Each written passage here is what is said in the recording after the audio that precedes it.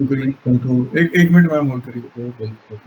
Control क्या है आपका? विंडो ऑल्ट और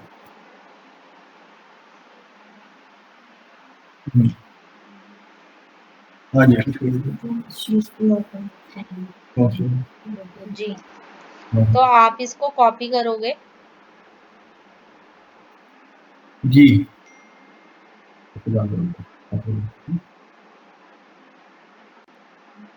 तो इस तरीके से एक शीट आपकी क्रिएट हो जाएगी।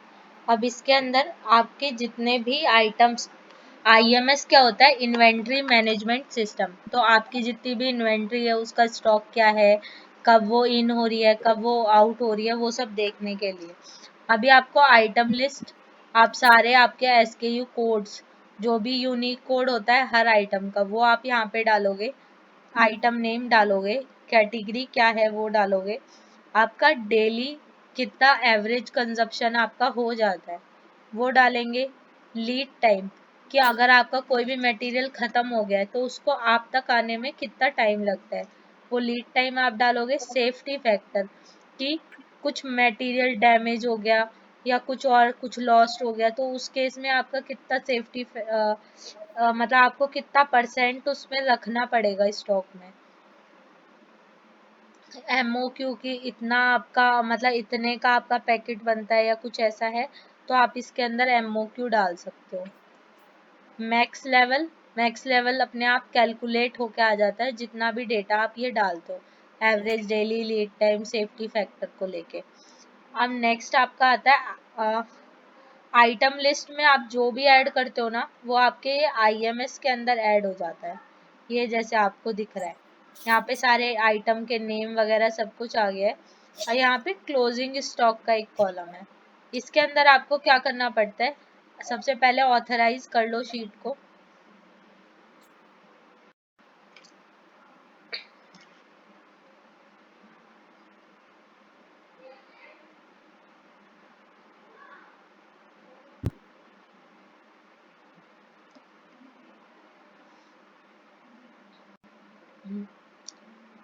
ऑथराइज करने के बाद आपको क्या है, सेटअप शीट।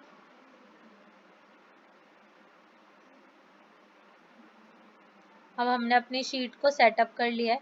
अब इसके बाद आपको क्या करना होगा, अगर आपको लेटेस्ट क्लोजिंग स्टॉक देखना है तो आप इसको रन कर दोगे और यहाँ पे लेटेस्ट क्लोजिंग स्टॉक दिख जाएगा। ये आ गया कि मेरा लेटेस्ट क्लोजिंग स्टॉक अभी क्या है, ठीक है।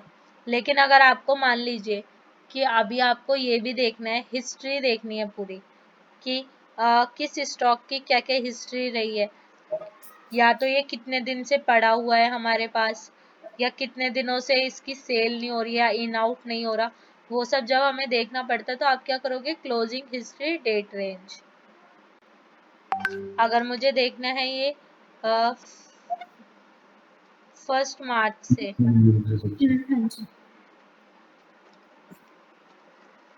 2024 से और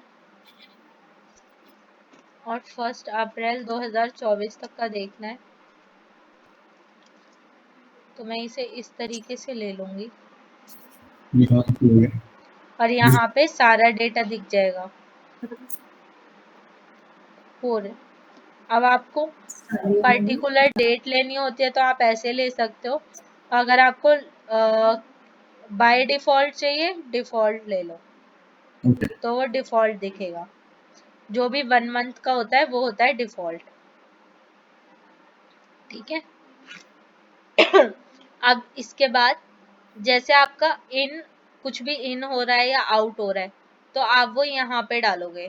टाइम स्टैम्प आ जाएगा, आपका SKU कोड आ जाएगा, आप इन या आउट कर रहे हो वो, डेट आ जाएगी किस दिन आप कर रहे हो, क्वांटिटी आ जाएगी कि क्या कितनी क्वांटिटी आप कर रहे हो, ठीक है। ये मैनुअल है। अगर आप मैनुअल इस पे, क्योंकि कई बार क्या होता है हमारे सॉफ्टवेयर से डेटा निकल रहा होता है और हमें कॉपी पेस्ट करना होता है तो हम उस केस में फॉर्म नहीं चला सकते, कॉपी पेस्ट चलाना पड़ता है। तो वो ये मैनुअल इसलिए शीट बनाई है कि आप मैनुअली इस पे पेस्ट कर दो। अगर आप फॉर्म से करना चाहते हो तो ये इन आउट फॉर्म का है, आप यहाँ पे फॉर्म अटैच करो अपना और यहाँ पे डेटा आ जाएगा। दोनों चीजों से आप ट्राई कर सकते हो।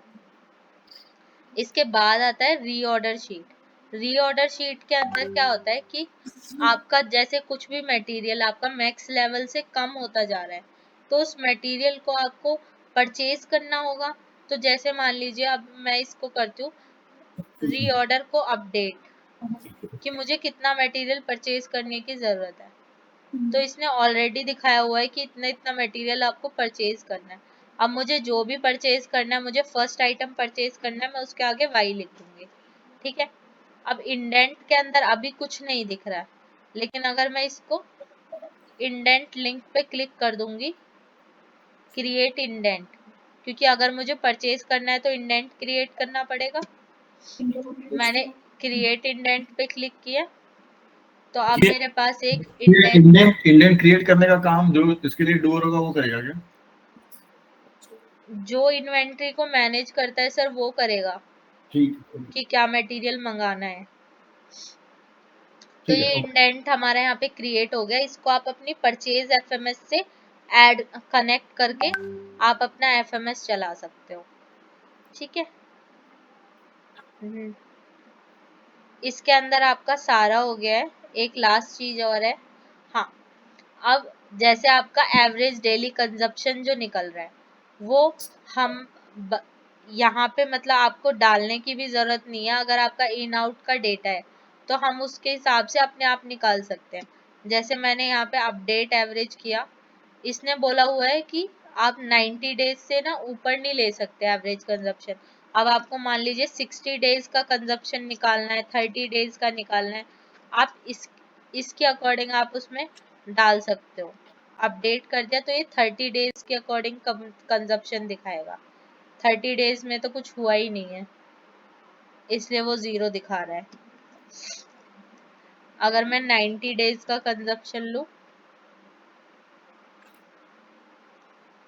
तो क्योंकि ये पिछले शीट का इन आउट डला हुआ होगा इसमें 2024 का। ठीक है, तो आप वहां से मतलब अपना कंजप्शन ले सकते हो। इसके अंदर इतना ही है। आपको कोई क्वेरी है तो आप पूछ लीजिए।